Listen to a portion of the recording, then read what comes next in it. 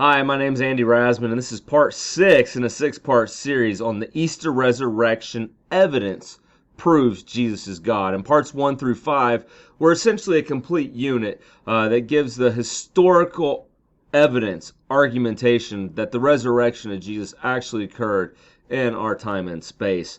It started by looking at the Bible as a historical source, showing that it is a reliable historical source, and then from there looking at what the witnesses said about the life, death, and resurrection of Jesus of Nazareth, and why we can trust those sources to be true. So I would say our parts 1 through 5 in this series are essentially the cake of the argument, and part 6 is the icing. It's just additional evidence that Jesus is God. And it's not necessarily even attached so much to the historical evidence or even attached necessarily to the resurrection, but it's additional evidence that Jesus is God. And depending on who you're talking to, you may want to start with one of these as the leading piece in the conversation instead of going through the lengthy parts 1 through 5. Maybe these could be the pique their interest, make them consider something new they hadn't thought of before that would lend itself to wanting to know more about the truthfulness of Jesus being the living Son of God, the Christ, the Savior. All right, here it goes. First additional piece of evidence. It is that the details ring of truth. So this one is this basically just builds on the eyewitness testimony, the reliability of the witnesses and the message that they are conveying. And that's that the details that they share ring of truth. So if you were a detective, a police detective, and you get a call to someone's home because a crime is occurring, and the person begins to just lay out all this detailed information for you, there's a great likelihood that they're telling the truth. Why? Because they're giving such specific details that they want to make sure that you catch the perpetrator of whatever crime that was committed against them or their loved ones. You're not having to ask a bunch of questions. They're just giving it all out to you, and you're just trying to keep up with everything that they're saying. If they're giving such specific details and they were not telling the truth, there's a great likelihood that as you begin to interview and ask questions of other witnesses or neighbors, or find some video evidence, you'll begin to very easily point out if they were not telling the truth, because their details were too specific that it's so easy to spot them if they're not telling the truth. An example that I sometimes like to give is if you go to Yogurtland ice cream, right, or not ice cream, if you just go to Yogurtland where they serve soft-serve yogurt, frozen yogurt, and you go, hey, I went to Yogurtland last night. You're like, which Yogurtland? The one here in this town or the one in that town? I didn't tell them immediately, right?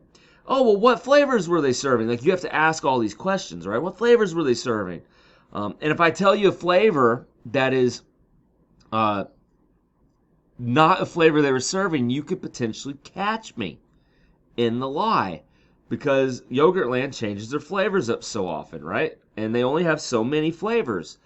Like 10 or 12, and so you could easily get caught if you're telling people, I went to the Yogurtland in this town this night, had this, and you're like, well, someone's like, well, I was just there, and they didn't have that flavor. Amazing. Or if you're someone like me and you say exactly where you were at, and in the back of my head I got this big white spot, someone could go there and go, hey, did you see a guy come in last night? He had a big white spot in the back of his head. Most people would remember that, believe it or not. A lot of people point out this white spot when I go around town. You're just not going to give specific details if you're lying. And if you're a suspect, you're definitely not going to give specific details. Because then you'll definitely be giving information that the detectives could easily then pick apart to prove that you're actually guilty. So here's some of these examples of specific details in the Bible that ring of truthfulness, because they're not going to give you these details if they were lying, because these details, someone in the first century could easily hear these details and catch you in your lie. And so here's an example of this. Acts chapter 9, it's the healing of Tabitha. It's the end of the chapter, starting in verse 36. Now there was in Joppa a disciple named Tabitha, which translated means Dorcas. What a great meaning. She was full of good works and acts of charity. In those days she became ill and died, and when they had washed her, they laid her in an upper room. Since Lydda was near Joppa, the disciples, hearing that Peter was there, sent 2 men to him, urging him, please come to us without delay." So Peter rose and went with them, and when he arrived, they took him to the upper room. All the widows stood beside him, weeping and showing tunics and other garments that Dorcas made while she was with them. But Peter put them all outside and knelt down and prayed. And turning to the body, he said, "Tabitha, arise." And she opened her eyes. And when she saw Peter, she sat up. And he gave her his hand and raised her up. Then, calling the saints and widows, he presented her alive. And it became known throughout all Joppa, and many believed in the Lord. And he stayed in Joppa for many days with one Simon, a tanner. Okay, so there are a lot of details here. You know where this healing took place. It was in Joppa. You have the actual name of the person that was healed, that was dead and brought back to life. You have her name Tabitha. You also have her name in translation, Dorcas. So you got two names to go on, wherever the language would be that they're speaking there in the town of Joppa, that they could know her by that name. You can know her by Tabitha. You got two ways she could be known. You have information about her that she made a lot of tunics and clothes, that she was always doing good works and charity. If you want to find out where this was Peter here or not, you could go to Joppa. Is there a man named Simon who was a tanner in this town? I'm guessing there weren't too many tanners in a town back in the day. Maybe just one tanner, maybe two. Maybe they had some capitalistic competition. But you would go, is there a man named Simon here who's a tanner? And if you're showing up late on the scene, a good 30, 40 years after this was written, there's a good chance his descendants would be there, or someone else would still know of this Simon a tanner. And if there was a lady that was dead and brought back to life that everyone in Joppa seemed to know because of her good works and charity, they would know it or not. They would know if she was dead. They would know if she was brought back. You have all these widows that are there too. So, I mean, there's a lot of people who evidentially would be there to confirm or deny this account. Also, you have another town mentioned, Lydda, which is where Peter was, and two people were sent to Lydda. So could you find out who those people were? Was anyone in Lydda who could confirm, yes, Peter was here and they took him here? Guess what? The people in Lydda, if this actually happened, they would know about this miracle too. So there's so many details here that you could catch Luke in a lie if what he's recording that Peter had done here in Joppa did not actually occur. Now, if he was lying, he would just go, Peter, at one point in time, was called to heal a girl who had died. Okay, and she came back to life. That's all. We don't know the name. We don't know the place. We don't know how she died. We don't know anything about her. We don't know where this healing took place. All that information's missing, but we got enough details here. It rings of truthfulness. Another example let me give to you. This other example is one in the Gospels. It's John 5, 1-3. So John 5, 1-3. This is where a place where another healing occurred. It's the healing at the pool on the Sabbath. So after this, there was a feast of the Jews, and Jesus went up to Jerusalem. Now there is in Jerusalem by the sheep gate a pool, in Aramaic called Bethesda, which has 5 roofed colonnades. In these lay a multitude of invalids, blind, lame, and paralyzed. One man was there who had been an invalid for 38 years. And Jesus ends up healing this man. And so such details here, very specific details. You know the name of the gate at Jerusalem. So if you could go there and be like, is there a gate called the sheep gate? And is there a pool there? In Aramaic called Bethesda, right? Or was the sheep gate Bethesda? I forget right now. But either way, you have two names. So if you don't know Aramaic and you roll into town, you know the local language name for this location. It's either sheep gate or Bethesda. Oh yeah, there's a pool there. If you get there, there's never been a pool here. If you get there and there's no invalids, well, this isn't ringing a bell. And you guys be, was there invalids here? And it's, yeah, Jesus healed them all. You know, or you could see a bunch of invalids here and you can be like, hey, was there a guy that Jesus healed? Yeah, he healed a guy. You know, and this guy was laying there for 38 years. So I mean, this is clearly an established location in the city of Jerusalem that people are likely very aware of. Now, what I love on this is there's enough evidence given that anyone in the first century would be able to find this location and prove or disprove its true existence, as well as the likelihood of this event having occurred. So you're not going to give these details in the first century if you're going to get caught in a lie. But even where we are sitting now, we know that this was no lie because we have found this pool in modern day archaeological discoveries. So you can see in this picture here, this is the sheep gate. This is the pool by the sheep gate. And you can see the 5 columns there of this 5 covered colonnade. The 5 columns still standing there in partiality. Amazing stuff. We found it. All right, so that's the one bit of additional evidence. The next one is one unified message, rings of truth. And here's what this one means. The Bible. Now we're moving outside just the New Testament. So far, we've just been focused on the New Testament. Now we go to the Old Testament, and we see when you look at the Old Testament and the New Testament, you get 66 books. You get 40 authors. These books were written over a span of 1,600 years. It was written in 2 languages, both Hebrew and Greek. And if my memory serves me correctly, these books were written across 3 different continents. So we're looking at really very amazing thing here, because when you look at this time span, the number of books, you still see that they have one consistent, non-contradictory message. And then the argument here is, when do you ever see this concerning people and God? People and God. When do you see a one consistent, non-contradictory message? So oftentimes a prophet will pop up claiming to be in a lineage of previous prophets, but really ends up rejecting or contradicting things before, or pops up in the same line of prophets, but is claiming something completely new. But what he does is he keeps part of the previous one and adds his new message. And now we're off to the races with a new religion. That kind of happened with Buddhism, right? The Buddha grew up in India. Siddhartha Gautama grew up in India and had Hinduism, and so he keeps some of Hinduism. Oh, I'll keep the karma, I'll keep the reincarnation, but I'll get rid of the caste system. I'll get rid of the everything's divine. And yeah, okay, cool. So the Buddha comes in, contradictory message, new religion, spreads around the world too, completely different in its practice and things that they do.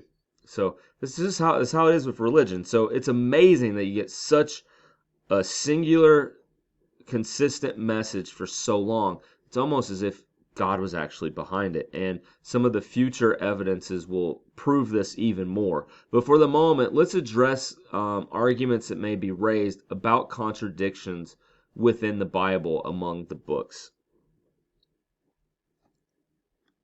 The Holy Bible, the King James Version.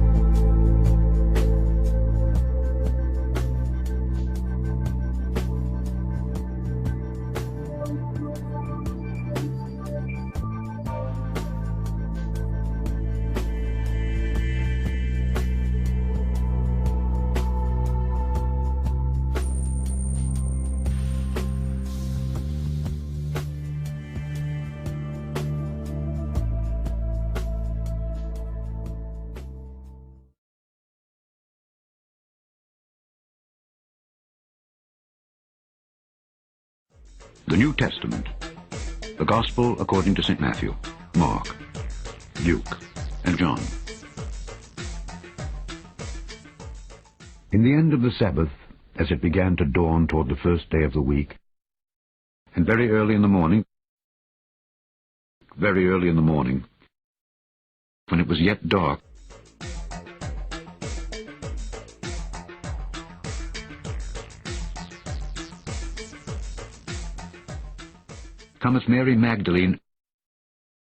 came Mary Magdalene and the other Mary to see the sepulchre. Mary Magdalene and Mary the mother of James and Salome. It was Mary Magdalene and Joanna and Mary the mother of James and other women that were with them.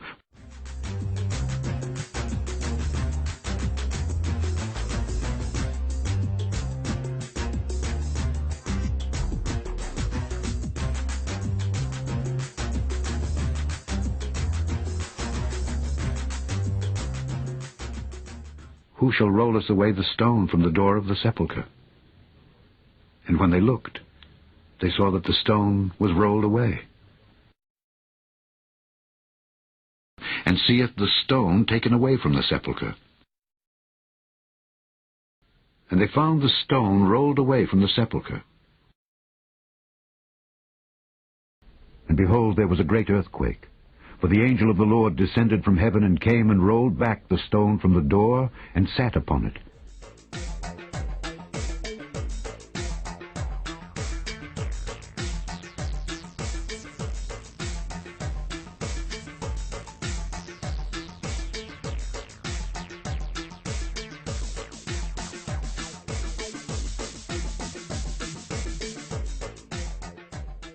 And they entered in, and found not the body of the Lord Jesus. And it came to pass, as they were much perplexed thereabout, behold, 2 men stood by them in shining garments. And entering into the sepulchre, they saw a young man sitting on the right side, clothed in a long white garment, and they were affrighted. But Mary stood without at the sepulchre, weeping. And as she wept, she stooped down, and looked into the sepulchre, and seeth 2 angels in white, sitting, the one at the head, and the other at the feet, where the body of Jesus had lain. And they departed quickly from the sepulchre with fear and great joy, and did run to bring his disciples word. And they remembered his words, and returned from the sepulchre, and told all these things unto the 11, and to all the rest. And they went out quickly, and fled from the sepulchre, for they trembled and were amazed. Neither said they anything to any man, for they were afraid.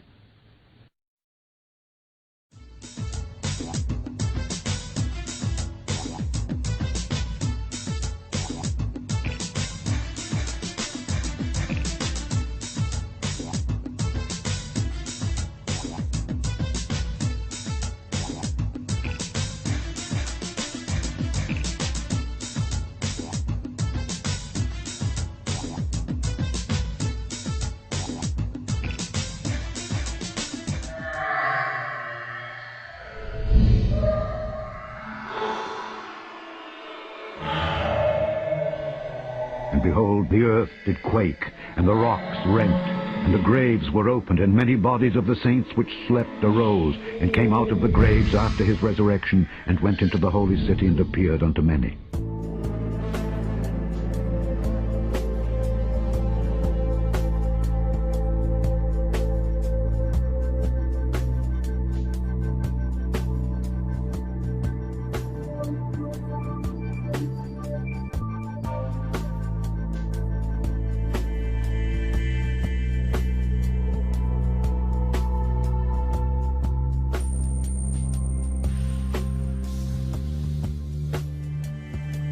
Okay. Now, this video here is a good rebuttal of what you just saw, okay? And then I'll talk more after it. What about all the inconsistencies in the narratives? Well, as I said in my first speech, no historian just throws out a source because it has inconsistencies. Indeed, the very task of the critical historian is to sift his sources to distinguish the historical from the unhistorical. And so looking for inconsistencies is just too blunt a tool to be of much value in analyzing one's sources. It's like trying to do brain surgery with a machete. Moreover, the inconsistencies that Bishop Spong is talking about aren't within a single source. They're between independent sources. But obviously, it doesn't follow from an inconsistency between independent sources that both of the sources are wrong. At worst, it only follows that one is wrong if they cannot be harmonized. Now, I think that most of the inconsistencies he mentioned can be harmonized. There are all answers to all of these. But I don't have time in this speech, obviously, to deal with them. Let me simply point out that the gospel accounts are unanimous and harmonious in their historical core, which is what I'm arguing for tonight. The discrepancies occur in the secondary details. All 4 gospels agree on the following facts: that Jesus of Nazareth was crucified in Jerusalem by Roman authority at the time of the Passover feast, having been arrested and convicted on charges of blasphemy by the Jewish Sanhedrin, and then slandered before the Roman governor Pilate on charges of treason. He died within a few hours and was buried Friday afternoon by Joseph of Arimathea in a tomb, which was then sealed with a stone. Certain women followers of Jesus, including Mary Magdalene, having observed his interment, visited his tomb early on Sunday morning, only to find it empty. Thereafter, Jesus appeared alive from the dead to the disciples, including Peter, who then became proclaimers of the message of his resurrection. Now, all four Gospels agree on those facts. Many more details could be added if you include, in addition to that, facts which are attested by 3 out of the 4. The historian Michael Grant concludes, true, the discovery of the empty tomb is narrated differently by the different Gospels. But if we apply the same sort of criteria that we would apply to any other ancient literary sources, then the evidence is firm and plausible enough to necessitate the conclusion that the tomb was indeed found empty. Aha. That's good. All right, so I do very much appreciate and like that explanation. All right, I very much do like William Lane Craig's, that's who was just speaking, rebuttal to these contradictions. I like how he put it into the realm of they are consistent in the primary details, but you can see some differences in the secondary details. I like to highlight that those differences do not have to be contradictions.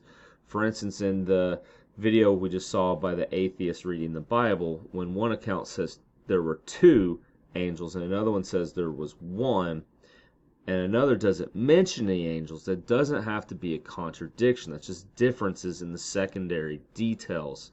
All the women in those instances found the tomb empty. It would be different if one said there were no angels, but it was silent on that point. It'd be different if one said there was only 1 angel. And then if someone else comes around and says there were 2, now we have a contradiction. There was only 1 or there were 2. Both of those can't be right. But the way it's worded, it doesn't have to be a contradiction. And as well as the fact that you got different people narrating this, and one could have just said, hey, there was an angel, that angel said this, right? And not mention, oh, there was another angel. And the person with those cartoon drawings, the shiny garments, he made them all like Technicolor and stuff. Well, just shiny garments, you have shiny white garments. It doesn't have to be blue and green and purple and all these other colors and yellow thrown in there. It could just be shiny white. So that doesn't have to be a contradiction either. If one says they had white garments and one said they had shiny garments, it doesn't have to be a contradiction at all. Something else that I think is very interesting to point out is if all 4 of these writers had the exact same secondary details, it was all exactly the same down to the T, we'd be hearing the opposite argument, that they corroborated together, that they intentionally created this narrative, or that one plagiarized the other.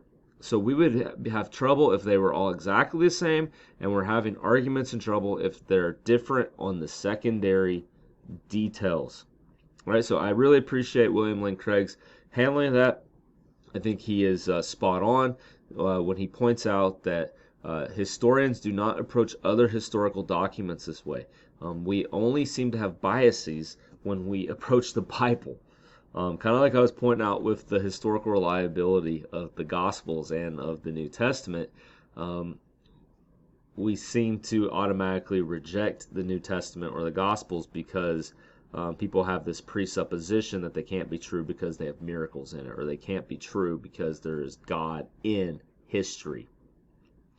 All right, so that would be showing presuppositional bias to say one document is reliable and another one's not, when the one that you're saying is not reliable actually has better bibliographical evidence and external support for it than the one that you're still trusting, just because it doesn't have the miracles and the God claims. It's very fascinating the inconsistencies people actually have as they approach the Bible compared to other historical books. Let's get back into these other arguments. All right, so we got this next one, accurate predictions ring of the truth. I think this one goes really well with the previous one of one consistent message with no contradictions. In this case, you see that the books with one consistent message within them, some books predict the future, which is revealed or fulfilled in a later book that records the fulfillment. And so this singular message includes predictions of truth. It's really awesome, really amazing. Here are some of these. Isaiah 52:13, 53 to 12.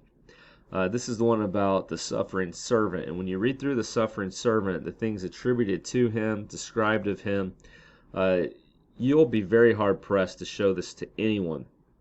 Even if you removed Isaiah, remove the chapter and the verse numbers, so they aren't picking it up and knowing it's from a Bible, and just hand them the text, tell them to read it, ask them who this is about. You'll be very hard pressed to find anyone who has heard the biblical narrative of Jesus of Nazareth to read Isaiah and walk away and say something other than this is about Jesus. And after they look at this and they go, this is about Jesus, you go, why is it about Jesus? They can probably start pinpointing specific things in there that you're like, yeah, it's about Jesus. This, that's all about Jesus. This is who this is about. Am I right? And you're like, yeah, it's about Jesus. Except that was written 700 years before Jesus. And then that's when they start to backpedal. Oh, well, I mean, maybe it could be about someone else. Okay, well, who? Who else in history? Why did you think Jesus initially? And why are you now backpedaling? Oh, because it's prophecy, and I got presuppositional bias that such things cannot happen. So that's just one example. Now, when you look at the life of Jesus, there's lots of prophecy here. You get Isaiah 7:14, virgin with the child. Matthew, hey, Mary is a virgin, gives birth to Jesus. Bethlehem is his birthplace. Micah 5:2. Well, Jesus is born in Bethlehem. Matthew 2:6. God calls son out of Egypt in Hosea 11:1. Well, Jesus is called back from Egypt in Matthew 2:6. Rachel weeps in Ramah over the loss of her children, Jeremiah 31:15. And then Herod kills the infant males of Bethlehem, a town that Rachel was heading toward when she died in childbirth in Ramah, Matthew 2:18.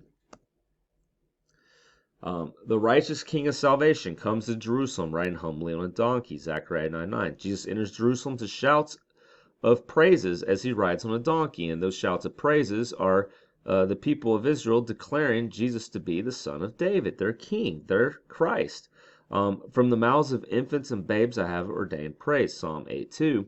And children dance and praise Jesus as the Son of David in Matthew 21:16.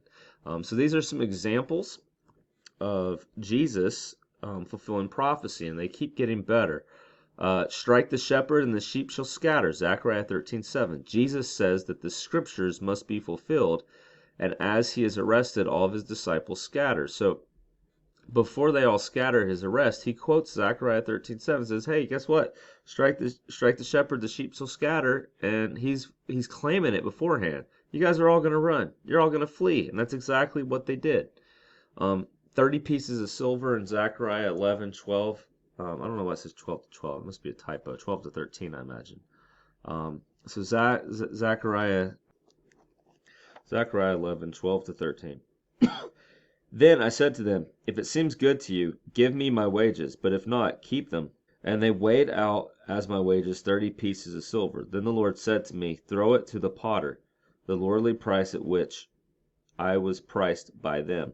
So I took the 30 pieces of silver and threw them into the house of the Lord to the potter. All right, and so then with Judas, you see that he turns Jesus over for 30 pieces of silver, and then in his guilt, he throws it at back at the temple. Pretty awesome prophecy there being fulfilled. The Lord says that he will make the sun go down at noon, making the land go dark in broad daylight, Amos 8:9. And then from the 6th hour noon to the 9th hour, there was darkness over all the land as Jesus hung on the cross, dying. And if you go back to part 1, I believe it was, I have outside evidence showing that the world did go dark when Jesus was on the cross. This is recorded in history outside the Bible, that the world went dark when Jesus was dying on the cross. So, fulfilled prophecy across the board. Now, these are just the prophecies concerning Jesus. There are other prophecies in the Old Testament that came true concerning other nations.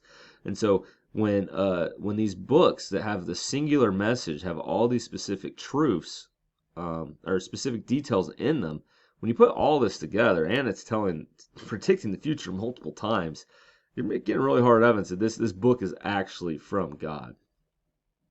Uniqueness, rings of truth.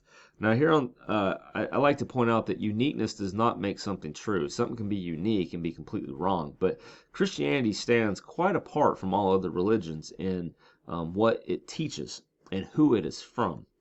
And so on this one, I highlight that there are really only two types of religion: paid religions and not paid religions. Some people say free religions and not free. I prefer paid and not paid. When people say it's a free religion, they say Christianity is the only religion that has salvation free of charge to you. God does everything for you. Salvation is free. All other religions require you to work. They're not free. You have to somehow attain your eternal merit or your eternal reward. I prefer paid and not paid because technically our salvation in Christianity is not free. It is paid. It's been paid for dearly and heavily by the shedding of the blood of Jesus Christ. God himself, through his Son, in the flesh, had to die. Amazing. The second person of the Trinity had to die in the flesh for our salvation. He paid the price for you. All other religions, you don't have the price to admission to whatever the great eternal reward is being paid for you by God. Instead, you have to pay the bill yourself. Do whatever it is that's required of you. Islam, you got the 5 pillars you have to observe. Buddhism, you got the eightfold path that you must adhere to.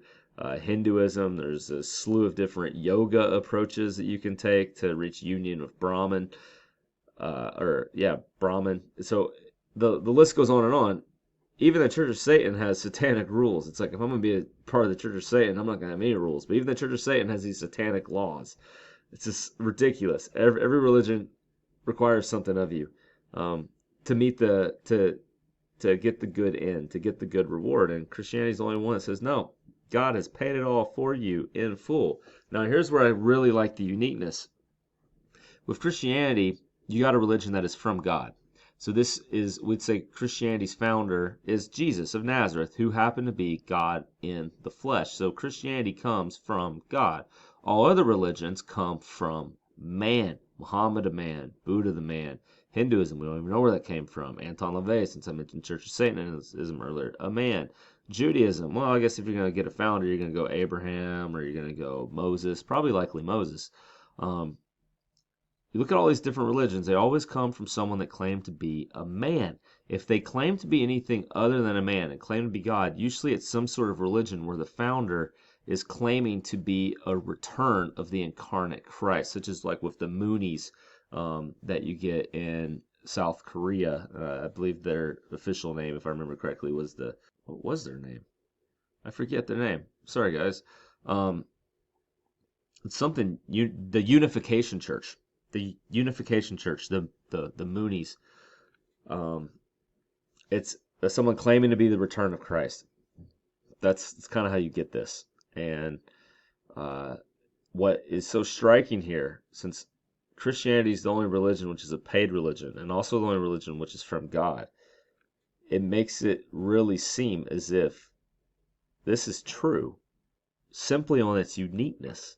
That the only religion that claims to be God paying everything for your salvation, for your eternal reward in heaven, your eternal life, it's coming from God. Every religion which comes from man fits mankind's system. Fits man's system. Everything in the world costs money. Nothing is actually free. Whenever the Democrats or the leftist politicians try to tell you they're going to give you free education, they're lying to you. It's not free education. It's paid for by taxpayers' money. And even you, when you go to the college, you're going to be paying it in taxes later when you get a job. It's not free. It's not free at all. There's going to be jacked up taxes for everyone. Everyone. And they love it. But they're men. And they sell stuff as free at times. But we know there's always strings attached. Nothing's free in this world. So religions that come from men just match what we know in the world. You don't get stuff for free. You got to earn your keep. Or you got to steal from someone else to give to the poor. That's men. When it comes to Christianity being from God, we see so greatly the paid religion. Everything's free because God, free, at least for you, because God paid it. Again, nothing's free. God paid it. But what is it that we could even give to God? It makes so much sense that God doesn't require anything of us. Because what can we do to earn his favor? What can we do to please him? He's God. So great. The only paid religion is the only religion that is from God, whose founder was God incarnate. Adds so much to the truthfulness and reliability of Christianity. And then you add this too. The religion from God, Christianity, refuses to borrow from the religions from man. But how often do the religions from man desire to borrow from the only religion that is from God? So often, like Buddhism, they bring Jesus in as a bodhisattva, or they bring Jesus in Hinduism. Maybe some Hindus would try to say that Jesus was an avatar of Vishnu. You get Islam coming in. They're still claiming Jesus. They're still putting Jesus into the picture. So many religions later incorporate and have to bring Jesus in and account for him because of the great things he said and did in this life. But Christianity refuses to borrow from any of these other man-made religions. There you go, guys. That's the summary or that's the end of this series on the Easter resurrection, evidence that proves Jesus is God. If you want to know these 6 parts in more detail, they are laid out in my book, Contradict They Can't All Be True, in chapters 5 and 6. This essentially followed the outline of those 2 chapters. Feel free to get that book. It's on Amazon online. It's on Barnes & Noble online. You can order it from my website, contradictmovement.org. You can also order it from my publisher at their website, which my publisher on that is Westbow Press. Anyways, guys, that wraps this series up. I'm glad that you listened to this and subscribe to my YouTube channel so you can get more series that I may put out like this and just keep up to date with the videos I'm putting out. And if you'd like to reach out and contact me, I recommend you using Andy at contradictmovement.org. Peace in Christ. God bless you.